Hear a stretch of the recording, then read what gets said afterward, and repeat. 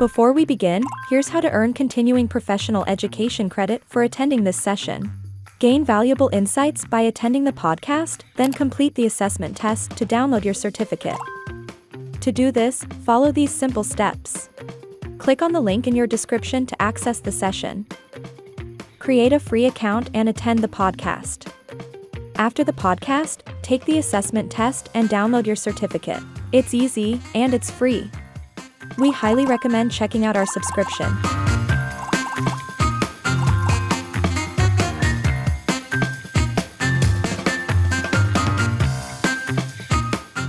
How was the interaction between HR and senior leadership evolve at Johnson College, particularly in relation to strategic decision making?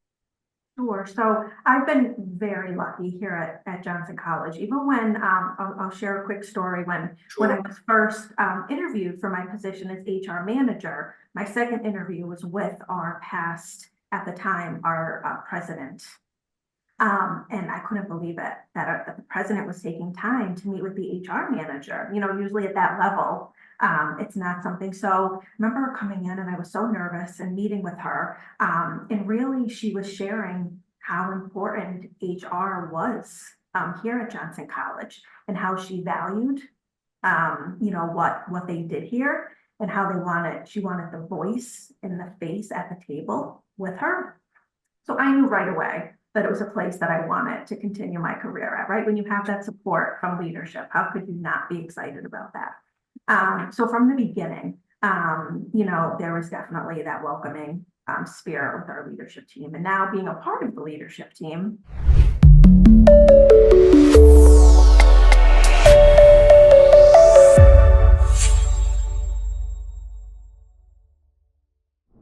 Welcome to another episode of HR Talk, Unpacking Trends and Talent Innovations. I am Behnam Bakhshande, one of the hosts of HR Talk podcast. Today's episode topic is role of HR in management and empowering advanced education. Our guest today is Stephenie Vergnetti, VP and VP of HR at Johnson College at Scranton, Pennsylvania. Stephenie serves as the Vice President of Human Resources and Senior Advisor to the President of Johnson College, which is the only two-year technical college in Northeast Pennsylvania. She has been a member of the Johnson College team since 2002, holding positions such as Director of Human Resources, Senior Director of Organizational Development, Associate Vice President of Human Resources, and her current role as VP of HR. Stephenie's passion for working with people, listening to their stories, and wanting to help them achieve their career goals led her to pursue a career in human resources. She collaborates with employees, students, community members, and industry partners to build and implement Johnson College's mission, vision, and a strategic plan.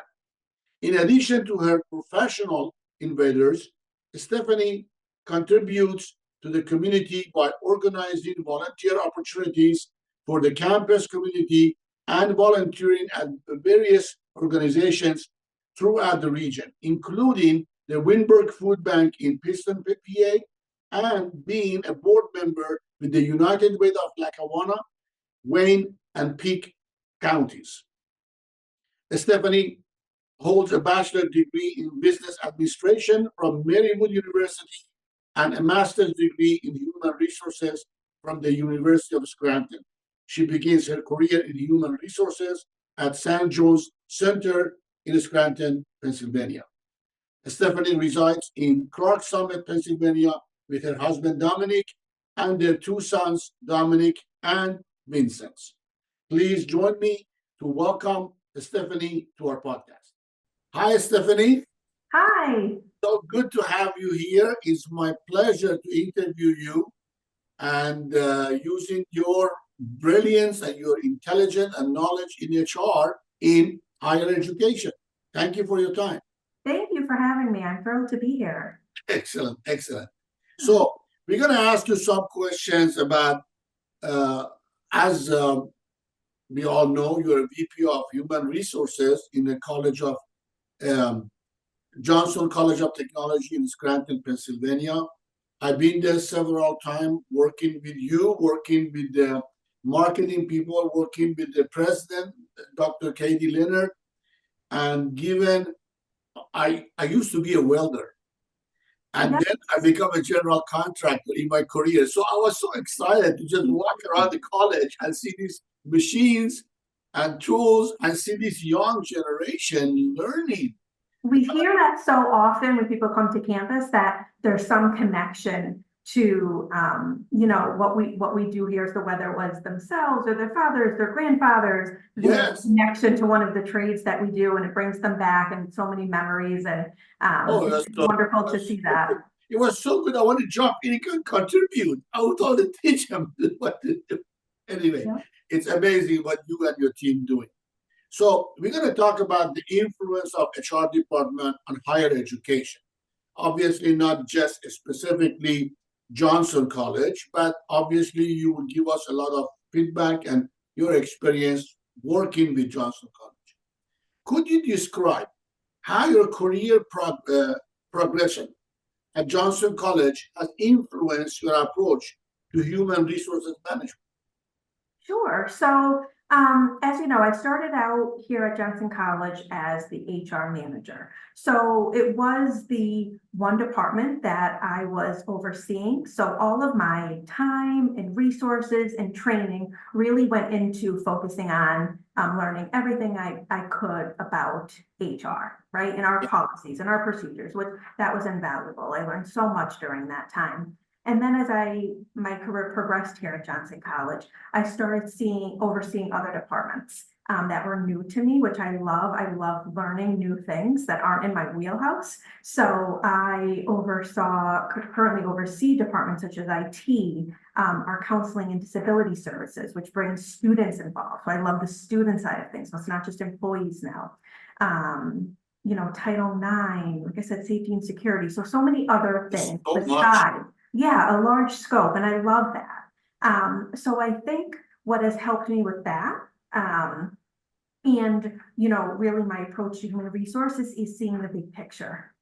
So it's not just what does HR do in our policies and procedures, because sometimes our policies and procedures need to be black and white, right? Yes. So this is the rule, this is what we need to follow legally, there's a lot of that. So with my progression here and in a leadership role and just being involved in other departments, it's really allowed me to see the bigger picture and how one department and decisions that are made there affect other departments and their employees. So I think that's invaluable. Just again, being able to understand, other departments and what they're going through and working on a regular basis. I think it allows me and my HR approach to be more empathetic, and just really working with people as individuals. Very good. Yeah, so it's been very good. In my experience, majority of employees in organizations, they really don't know what HR functions are and what HR does. When you ask them human resources, they immediately go paycheck, vacation, exactly, sick days. That's all. That is minimum. That's a very basic of what HR does. Absolutely. And then add human resources development is like a branch of HR department. That's a whole different world. So when we talk about what we can do for them from HR point of view, they're scratching their head. Wow, that's as big. Good for you. Good for you in your career. You have been in Johnson for over 12 years, right? I have, yes. Yes. What, you started when you were 10? I don't know where the years have gone. I say that we do in-service every year. It's actually coming up to that time. And every time I welcome employees back and it's another year, I really don't know where the time has gone, but it's been a great 12 years. I will say that. How would you describe the organizational culture at Johnson College, and what HR practices have you found most effective in shaping such culture? Sure. So I think, our leadership team, I'm very proud. Our leadership team has worked really hard at creating a culture that we're proud of. Yes. right? We want our names and our titles and just us as human beings to be attached to, right? So that's always been, something important to us. We want our employees to feel heard. We want them to feel accepted as individuals, as employees, as people. So some of the things that policies and procedures that I have done in order to promote that culture here is definitely, is listening to our employees and what they want in a culture, right? Because it's one thing what we think as leaders, what would work here, but really hearing from employees what they want for a successful culture. So flexibility, work-life balance, that is huge right now. It's something that, for us at least, the pandemic probably started. Yes. We didn't really do that flexibility, hybrid, remote. And after, being forced to do so, and after restrictions kind of, relaxed a little bit, we found out that employees enjoyed that they were able to continue to work at their highest level and still have that flexibility. So I know that's definitely something, that we promote here at Johnson College, and it's created a really good culture for our employees. I think open communication is huge when it comes to a good culture on both sides, right? And we all want to be heard as people, Like to as be heard, individuals, not just spoken to. So, we really work hard as a leadership team, as an HR team, and really empowering our supervisors as well to have that open door policy. We do a culture survey every year with our employees. So we actually do this with a third party consultant. I think sometimes employees feel a little bit more safe and secure sharing that information with somebody that they don't see on a daily basis. At least for us, that has worked. So we found a great teammate and one of our consultants who do that. So they talk directly with the employees, all the results, we share it with our board. So we're really able to hear on a yearly basis how they're feeling about our culture survey. Anything that we hear, we also don't just then, I think it's important you get that information from employees, and you don't just put it someplace on a shelf then to collect dust, right? What's important, what do you do with that information if something isn't working for employees or if they want something different? So it's really a way for my HR team to come up with our goals every year. Is we say, let's look at the employee survey. What more do they want? What's something different that they want? And then we create initiatives and goals. And we share that throughout the year.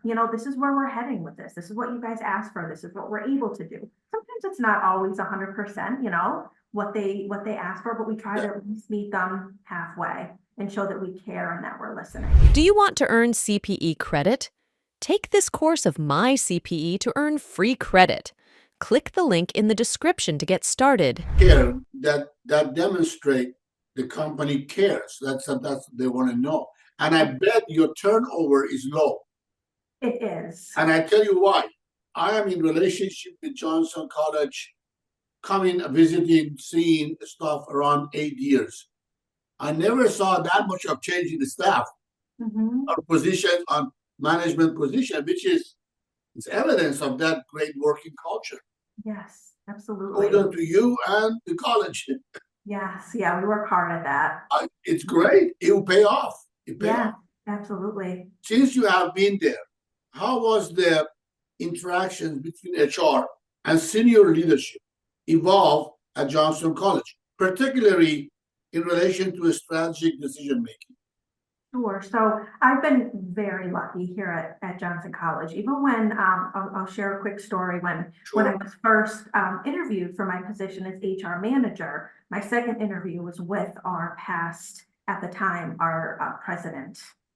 And I couldn't believe it that the president was taking time to meet with the HR manager. Usually at that level, it's not something. So I remember her coming in and I was so nervous and meeting with her. And really she was sharing how important HR was here at Johnson College and how she valued, what they did here and how she wanted the voice and the face at the table with her. So I knew right away that it was a place that I wanted to continue my career at, right? When you have that support from leadership, how could you not be excited about that? So from the beginning, there was definitely that welcoming spirit with our leadership team. And now being a part of the leadership team, I feel like it's only progressed with that. So I think when it comes to, strategic decision making, then, we're really, what's important, I think, is when you make these strategic decisions, they're not always easy ones. They're not always well liked by everyone. We have to make hard decisions as leaders. Right? Yeah. That's tough sometimes, and it may Yeah, not be being liked by others is not Yeah. mandatory. Yeah. No, right? It's not always a fan favorite. Very, very similar to, my life as being a mom, right? Yes. What I have to Right. tell them, it's not, I know it's what we need to do. So it's the rules or it's my decision. It's not always received. Yes. Well, we still have to go with it. But I think it, because of the connection with leadership and human resources, it allows strategic decisions. We think about how this is going to affect employees, good, bad, or indifferent, how Yeah. we're going to communicate. A lot of times employees want to know the why behind the decisions. Sometimes we could share, sometimes, we can't, but we try as much as we can. So when we come to those, making those tough decisions, again, good or bad, really, how are we communicating that with our employees? And sometimes it's a bigger discussion. Sometimes it's at an in-service with everyone. Sometimes it's just by department. So really just, again, understanding and really focusing on how our decisions affect all of our employees. Yes. Yes. Very well. How do you measure and evaluate the effectiveness of your HR department or initiatives? Sure, that's a good question because, failure happens. It's Oh, a yeah. game, Part right? of the We game. learn from failure. Our president and CEO is always so great about that, about try. If it fails, we'll try again. We'll tweak it. We'll completely try something new, but try. So all of our initiatives don't always work. But it's good to be able to measure and evaluate, are they working? So I think a big part of that is employee satisfaction. How happy are they here at work? Do they want to be here? The more I find satisfied and happy employees are, the more efficient and effective they are on the Yes. job. Right? So we could tell if people are performing at a high level, that a lot of our initiatives are working. So, this is the time of the year in May that we start going over our job. We do performance evaluations. So it's a good time. HR gets all of that information back, and we really take time to go through what supervisors are saying about their employee. If we see any trends, if we see the same thing happening over and over, whether it's within a department or many departments. One thing that you mentioned, retention rate. So we could see how well we're doing here if people want to stay. I'm proud of our retention rate. It's hard, we're small, so every person that leaves, we feel it. Yes. Right? Because we need to, someone has to cover that position. We make an announcement when people leave. So I think in a smaller organization like Johnson College, sometimes it might feel like, people are coming and going because we have to announce it, right? Or because we're all close. We're with each other. We eat lunch together a lot of the times. We're just, part of each other's lives. Yeah, it becomes like a tight family. We say that a lot of them, that like when I send out HR announcements, a lot of times I'll start out with saying like, hello, Johnson College family, because it really truly is. That's the community that we're trying to build. So that's how we what we call ourselves. So yeah, that's another way that we measure just retention rate and how much people want to be here. Yeah. Just a question came up for me as we were talking about, you have a lot of initiatives and the strategies about HR department in the level of college as a whole. But how's your department relationship or influence with the students in higher education? Sure. So yeah, especially in my leadership role, I mean, HR and our students and, our employees that work with the students go hand in hand. Yep. Right. So it's important that we're all on the same page. It's important that, our policies, a lot of our HR policies could overlap with our student policies. Mhm. So again, we want to make sure that we're all saying the same thing. So, we work hand in hand together.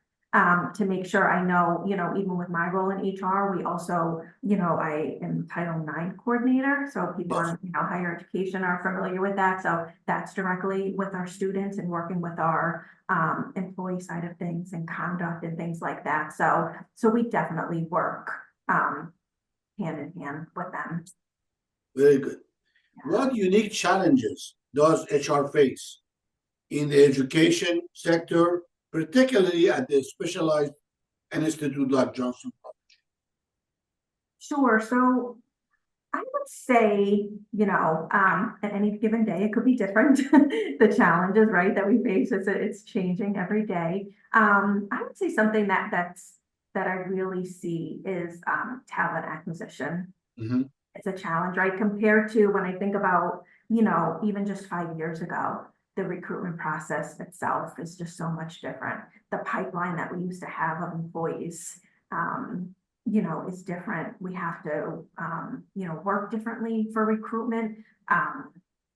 In the past, we would have people who would maybe move on from Johnson College, right? And their last day, we'd already be starting the new person for their first day, right? There was no lapse. There was just people that were there that we could call, that we already interviewed, that were ready and willing and able. And we don't necessarily see that. So that causes some challenges internally because some of these positions now are open for weeks or months at a time. And not because we're not trying, not because we're not having all of these recruitment initiatives, but we don't have the pipeline there. So what does that do to our employees that stay? They're picking up that slack, right? Somebody leaves, somebody has to continue to do that job. So one of the things then that we look for, or that we try to focus on, are the employees that are here and doing that. Are they supported? Are they being recognized for what they're doing and stepping up and taking on new challenges? We try to make it a positive. Again, it's something that I enjoy, learning new things and taking on, but it could be people are stressed. People have a lot on their plate, not just at work, right, but outside of work. And so then it's like, oh, here's another job for a couple weeks until we could fill this position. Yes. So that is definitely a challenge. What we also try to do is make sure that pipeline is there. So for example, really, you talked about student side of things, right? So staff is one side of it. Our faculty, who's with our students on a day-to-day basis, anytime that there's a lapse there, could really affect students if they're without their regular faculty member, right? For days, weeks. So we try to bring on, part-time faculty and adjuncts and really then get them used to our culture and our ways. And then when positions, if we have new positions, right? Because we're continuing to grow year after year, student numbers. So we're hiring more and more full-time faculty. Or if somebody does, if we have turnover and somebody leaves, that we have those employees who are already a part of the Johnson College team. They already know our students and our policies. And then we have them there and we could just, make that switch and somebody leaves and then we could bring somebody right in. So it's a smooth transition. Very nice. For students. It's a perfect world. It doesn't always happen. Yep. Right. But we really try, to work. Staff side is a little bit tougher to do so. But just really working hard on that pipeline development to have people.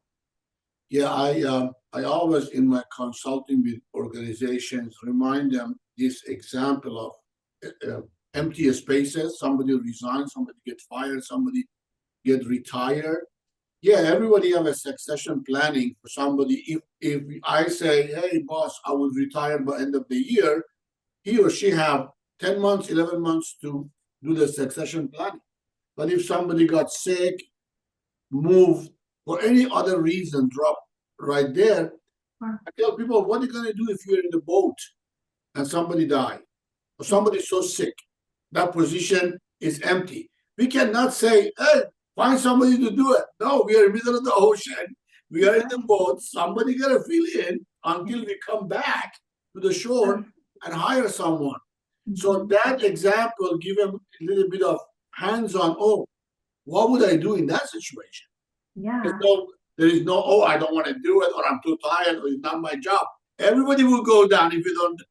Sure. And it's a great, I mean, one thing that, going back to our culture here, it really is a team environment. So, the majority of time, it's not that people don't want to help. Again, it's just the stress level of them having so many other things on their plate outside of work. Yes. So we want to be able to do that. And then also, it's just a different time.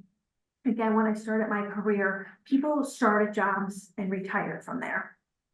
Right. And so we used to call people that didn't do that kind of like job hoppers, right? When you would get a resume and you saw people leaving, going, every couple of years would kind of be a red flag.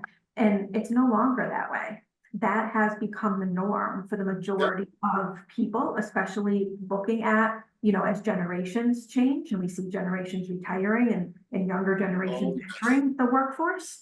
It's not that they're doing anything wrong. It's just the way in which they work.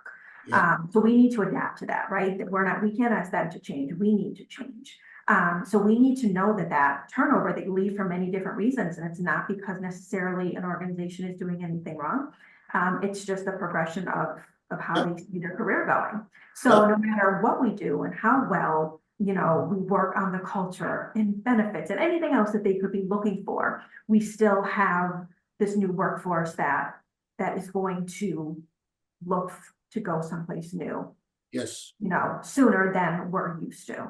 Yes. So how do we, kind of backfill that? So every organization deal with this. Thank you for your input. In the light of recent global changes, what are the most significant adjustments that your HR department had to make? So that's a big statement right there, right? Yeah. The global changes that are happening. I mean, it's hard not to see what's going on in the world around us. All you need to do is put on the news. And it's not necessarily good or positive all the time, right? So it's heavy, it's a lot. It's a lot for individuals to deal with and process. So I think some of the adjustments we have made and that I encourage is flexibility. Yeah. Right? Because it's a day-to-day thing. Like someone could be okay today and not be okay tomorrow. And so we need to be flexible. There needs to be an empathy there. Yeah. That we look at individuals as a whole person, not 9 to 5, right? They're just not a 9 to 5 person to us. We have to look at their entire being, and that's very important to us here. So there's just that empathy, that knowing that there's a lot going on besides what's happening here at Johnson College. And more supportive measures, because some of that is out of the realm of what I know and what I do. So, we support internally as much as we can, but then we make sure that we have supportive measures outside of here as well. And to know that if somebody's not okay, it's okay, right? And to support them. You mentioned empathy, and that is part of emotional intelligence, which at this time, many corporates pay attention to that more than IQ. They're looking for EQ more than IQ. That was part of my research. Actually, one of my books that's coming out is The Gap of Skills in Organizations and how we can use emotional intelligence to develop skills. One of the biggest skills, as you mentioned, to have empathy and compassion for what other people really deal with. And this time is not a 19th century management, just hit them hard, keep them hungry to work. They come back to work. This doesn't work anymore. No. People have options these days, many options, and there is many openings. So I have to say, I am proud of what culture Johnson College created, which they have almost zero turnover in their staff and management, and having a great reputation. I watch the news about Johnson College getting grants, new buildings, new wings, new initiative. I was so proud to see it in the local news about everything that Johnson College does. And I had a coffee with Dr. Leonard. I give her my congratulations. I'm proud of what you guys are doing. Because you put your mouth where your word is. Basically, what I'm trying to say is. Access latest and trending CPE courses with my CPE One Unlimited Access subscription. Subscribe now. And that's Do what you important. said. Yeah, It's important to do what you say. yeah, So even like from an HR standpoint, it's important that our policies match what we say. So I know we're constantly reviewing our policies because they change. Because today a policy might work and tomorrow it doesn't, yeah. just based on our employees and their needs. And so you're right, it's important to make sure that all of that matches, because I could sit here and talk about all of this. But then if, we turn around tomorrow at 8 o'clock and employees start, we don't care about them, then it doesn't mean anything, so. Thank you. So, pandemic changed the culture of working as whole, right? Yes, I was just scratching my head about, wow, that's a big change working from home, working remotely. And I couldn't, for a while, I was just in fog about how this thing worked, right? But now people made it work. yeah. How has the COVID-19 pandemic permanently altered your HR practices or even culture, Johnson? That's a great question. It's, how it didn't change it, right? There's not too many things that didn't change. That was one of the changes that you then anticipated. Nobody anticipated.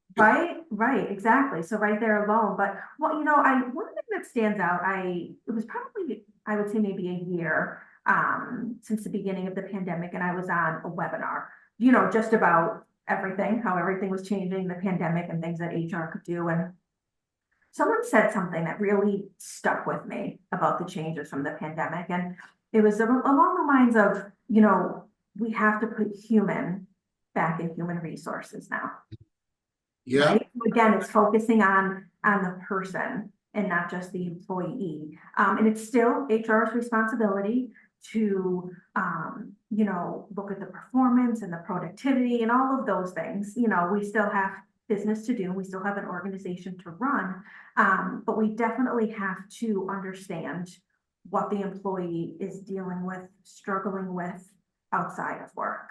So again, looking at them as a human, alone. So I think that goes hand in hand with the flexibility in working from home. That's definitely not something that here at Johnson College that we thought of prior to the pandemic. If you asked me that 5 years ago, I'd probably say it wouldn't work. We are so hands-on. We're so, customer service and everything's in person and all of our meetings and with our students, we're hands-on technical school. So how can we not be in person, right? Just by that alone. And then the pandemic really, forced us to. And now looking at it, it's something that we never changed. We heard from our employees and their, work ethic and what they're able to achieve has only gone up. Yeah. Again, Nice. that they appreciate that opportunity. So we've been very honest and we're like, all right, let's give it a try. If it doesn't work, we'll go back to in person. Well, they didn't want that. So they were like, we're going to make this work. Yes. So along with just kind of the flexibility and focusing on individuals as people, I think it's definitely been what has changed the most for us. During pandemic, I just thinking top of my head. During pandemic, how do you guys handle the classes? Sure. So that was definitely something, because again, we were in It's a challenge. hands-on when that happened, right? It was just, and I will say that we were one of the first, schools even to make a decision. I remember in the area announcing that we were staying remote for the remainder of that year. So we went out in March, right? And we were, and we, with our faculty, with our administration, industry partners was huge. But being able to teach online, there's so many programs out there that we weren't even aware of, that was allowing, this to happen. So we were able to continue the rest of the semester. They graduated on time. They got their hours in. We didn't miss a beat. And it really goes to the work of the faculty because they are so invested. Their program is, their thing. They take it, so serious, and it's their name attached to it. So we're just gonna let technical classes, you guys training electricians, plumbers, welders. I was, how are you guys doing it online? How are you going to on the Zoom? Right, probably easier for, a liberal arts college that we're able to, do things online. But our faculty just worked so hard to be able to, literally hold classes online. And if somebody was working on, an automobile and they were able to show that, hands-on work while the students were, in their house, or, even just the scheduling, how hard our staff worked on once we were able to bring students back, and the scheduling and the social distancing. But we made it work and they didn't miss a beat, and our students, continued with their education. And our employers continued to get, the best students that Johnson College is known for. So, but it wasn't easy. It was definitely a lot of work that they put into Very making it impressive. Very impressive. That speaks loud about the mindset of the management. Like this could be done. Said, oh, it's so hard, it cannot be done, right? No, we have to find a way to do it without any drama, without any facing the reality, and let's work around it.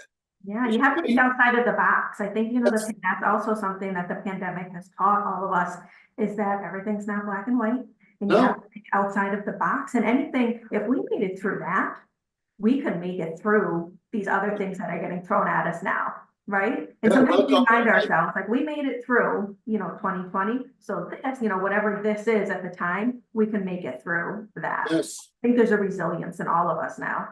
Absolutely. It's like being married or being a parent. Who said everything goes smooth? You have challenges every day you have to deal with.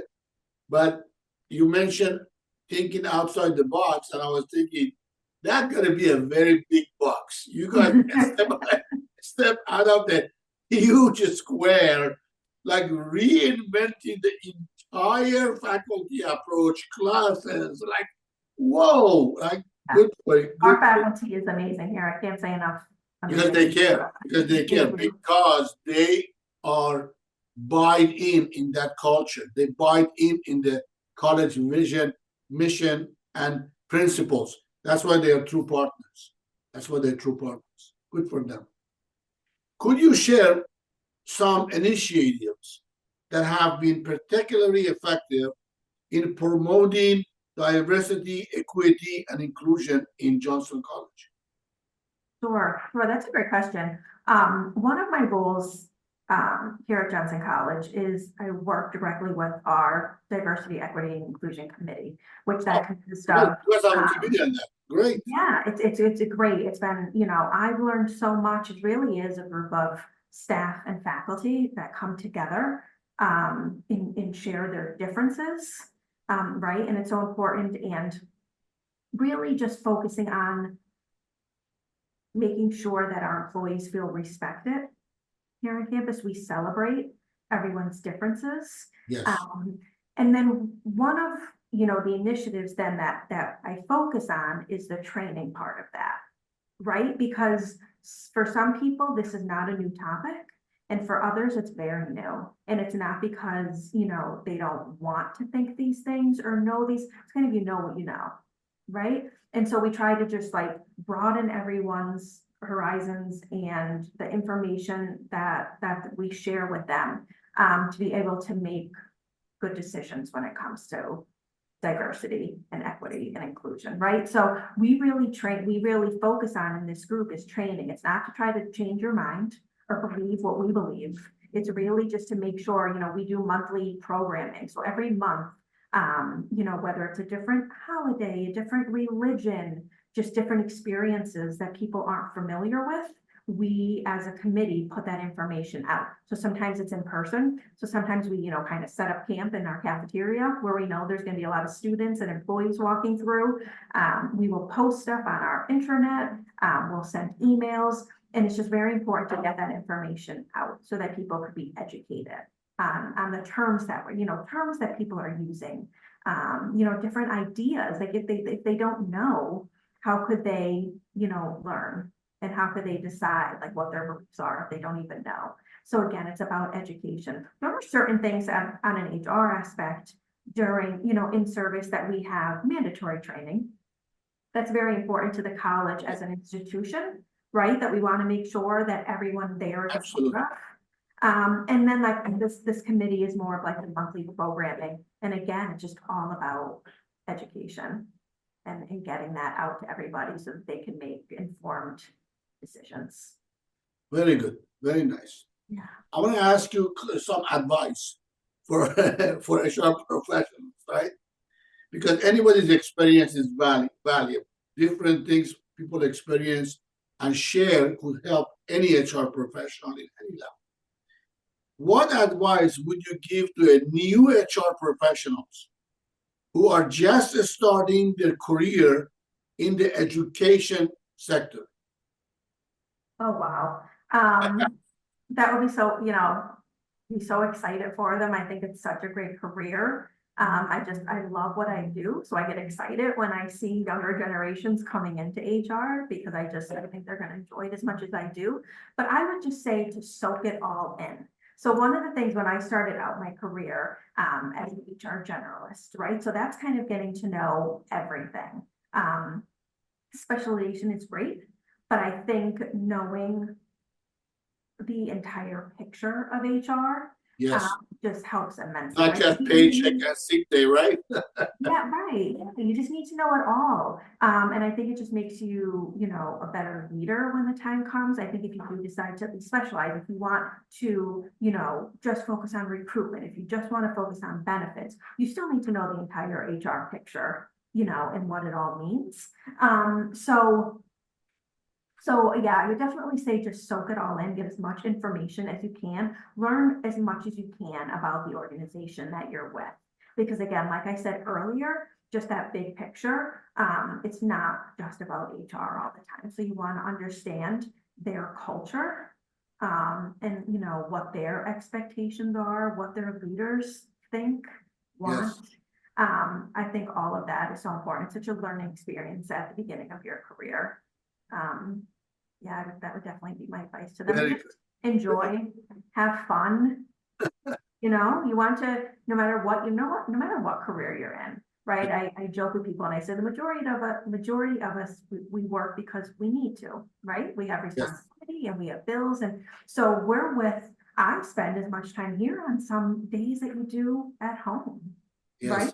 And so you want to be happy. It doesn't mean all the time. It doesn't mean that every minute of the day you're just but overarching, you should enjoy what you do. And I say that to my children now as they get older. My older son is entering his senior year at high school. And so, we're doing college visits and kind of, trying to decide maybe, the direction that he wants to be in. And I tell him to, do something that you think is going to make you happy because you're going to do it for a long time.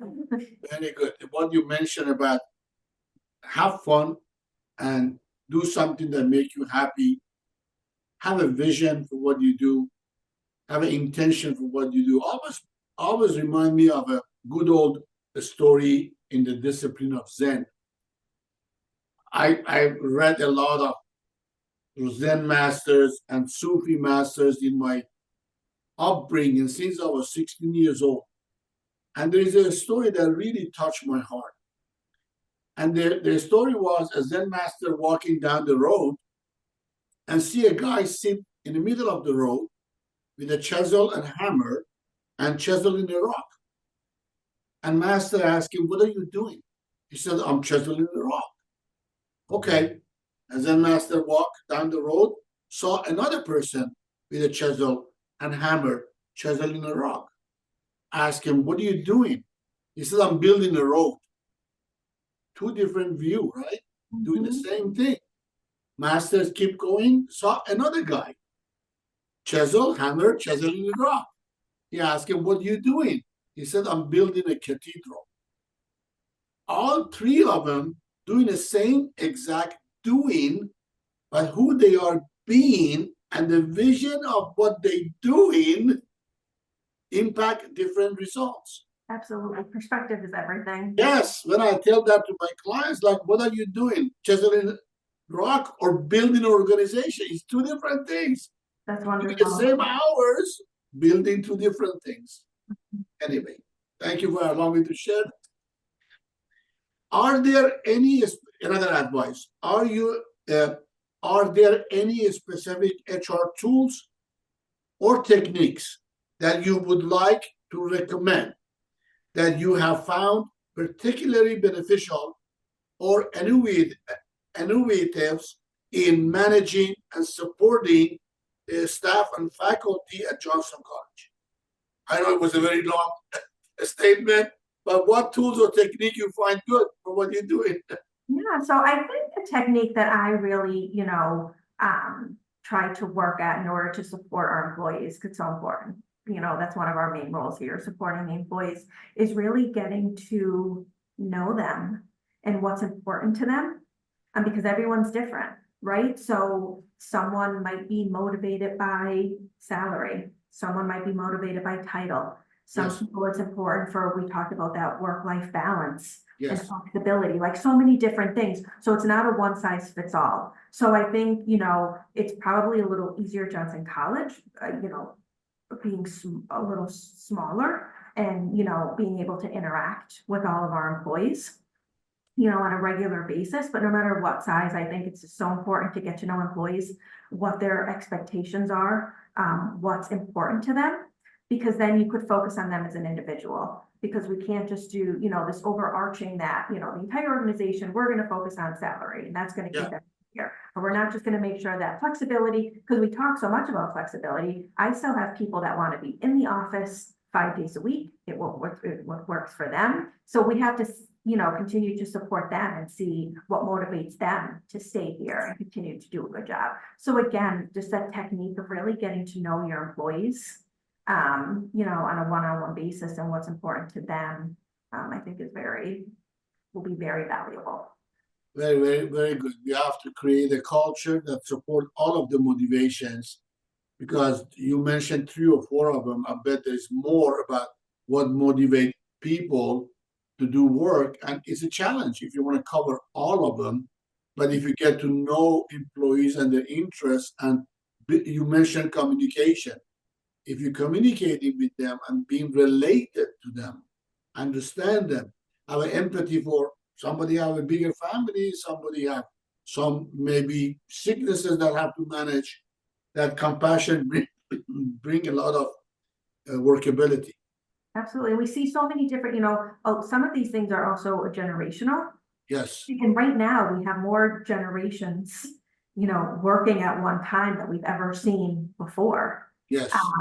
So there's going to be those multi-levels of what motivates people. And like you said, so many, I only mentioned a few, but there's so many. Yes. So at this time with so many, different generations working at the same time, you're going to have to balance that as well. Yeah, that flexibility as one of the elements of your organization culture is very important. That flexibility could be implemented here, right? That organization be flexible with things, because the time that you dominate workforce is very much gone. I was reading an article that Dr. Rodwell sent me. They call it the resigning generation. There's a terminology for it, but meaning was generation that resigning. And I challenged it. I said, no, people not resigning the job because of job. People resigning organization because of management. They have issues with the supervisions or management, or unflexibility of management, or unflexibility of manager. Do they think that things has to be done only this way because that's the way they know? They are not willing to learn many new innovative approach to management and supervision. Yeah, and we do focus on there. I know I talked a lot here just because of my role in the leadership. People that are here at Johnson College, but we really focus on that manager supervisor level as well. We've had a whole series that our HR department has worked on throughout the year. So we've had quarterly trainings, on different topics for the managers, for the supervisors, because really they're the ones, right, interacting with the employees on a daily basis. So, we have to make sure, again, matching what we say is what we're doing. So a lot of times if we're saying something, we have to make sure that those people that are working with the employees on a day-to-day basis are carrying out the message and what we're saying. Very great. Very great. We are almost to the end of our time, but I still have two questions, future-based, I would like to ask you. Sure, Yeah, we still have another 10 minutes to go. We can cover that. sure. How do you envision the role of HR evolving over the next decades, especially in educational institutions like Johnson College? Sure. So I think, how things will evolve is really going to depend on the expectations of the employees, right? Because we are going to have to, look to match what they're looking for. Because if we don't, someone else is going to. So if your company's not doing it, somebody else is going to. So it's really going to be those, those expectations of what the employees are looking for. And we talk about flexibility, but we need to be flexible. So HR needs to continue to be flexible and change their ways and maybe have more of those gray areas that we're not used to in the past, to be able to accommodate those employees and what they're which is challenging because you're dealing with some, for sake of lack of words, black and white policies, state or federal policies that there's some of those things that we can't change, right? Those are black and white, and that's what you're right. So we, HR, we need to focus on and know the difference because we can get in trouble, right? If we do bend or become gray areas that shouldn't be. So that's a great point. There's areas that they are what they are, and they're the rules, and that's life in general. That's certain things that we can't bend on. So it's just a part of life, and then there's some areas that we could definitely, bend a little bit, able to meet those expectations. I definitely think AI is an area that's it's big. Right? I think that there's a lot of discussion out there and people maybe trying to avoid that, or how can we not become, and I think it's just a part of our world, and so we need to embrace it. We need to know how to work with it and how for it to become something that is positive. In HR, I definitely see it going hand in hand and something that could help us continue to work effectively and efficiently, and not something that's going to take over our jobs or take that human touch. I think it's just something that's going to go hand in hand. So I think it's important over the next couple of years to really research and find out the best technology and programs out there that could help us in our in the HR world. Yes, AI becomes so big. And from my point of view, it's like a two-edged sword. One edge is such a good technology, helping a lot. Another is people's concern in society that AI taking away from students' innovation, thinking, right? Innovating, being thinker, deep thinker, and taking jobs away. Which is, it's funny when you hear, people take our jobs. And I tell my clients, look, technology, globalization, AI, robot system taking jobs because they don't strike, they don't ask for more money, they don't need to go vacation. It's so simple. It's so simple. But people are getting excited about blaming something or someone for the jobs going away. But you can't stop the expansion of technology and robotic system because it's amazing. Yeah, so if you could embrace it and make it become part of the world, I think it could be then a more positive experience then, because it's going to happen no matter what. So when things happen, it becomes more negative, right? And people are fearful. So if we're like right there, ahead of the game, I think again, we'll have the information, we'll be able to make better decisions about it. So that fear that you're talking about coming from, they think that's the only option they have. For example, they work on the assembly line and they think that's all they have. Whereas there's a lot of local or federal government projects about now energy, that people can be trained and do that. I don't want to talk about that, go into tangent, but everything is all possibility. Last question, Stephenie, about the future. What role does technology play in your HR strategy? And how do you see this changing in the future? We talk about it a little bit right now, right? Not going to be talking about it. But what role does technology play in HR strategies for you guys? Sure. So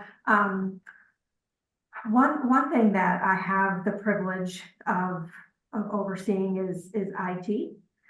So I already work with them on Wow, that daily basis, which that is is a domain that I don't touch. I know.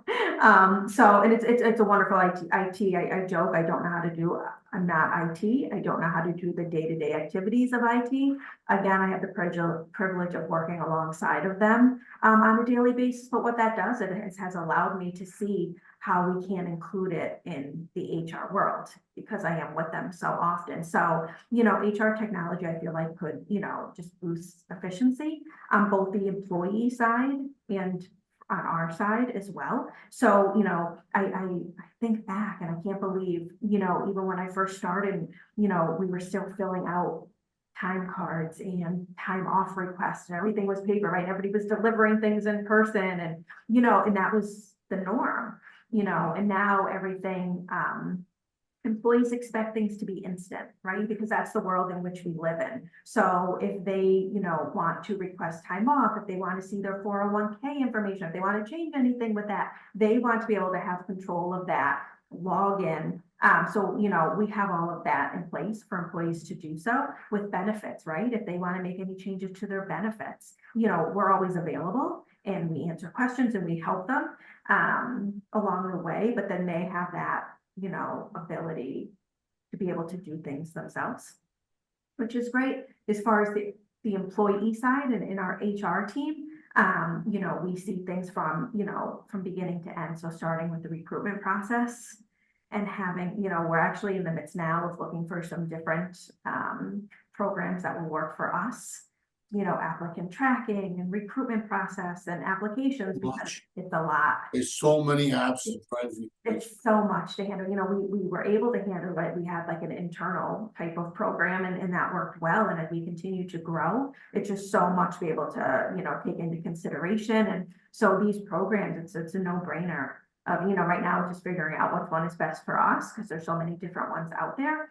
But then they go straight through, for the onboarding process. Because again, we live in a hybrid remote world. So we don't necessarily have everybody here on campus every day that we can meet with them, right? Because that's what we used to do. They used to come on their first day and they meet with HR and we would do tours. And we're still able to do that for the employees that are here. And a lot of employees still want to do that. But there's other employees, if they're working hybrid and they want to be at home at those days. And so, going through that process from beginning to end, having a program there that allows us to be connected to our employees, I think is invaluable. Very great. Thank you. Thank you, Stephenie, for your time. I certainly enjoy chatting with you and So did talking with I. you.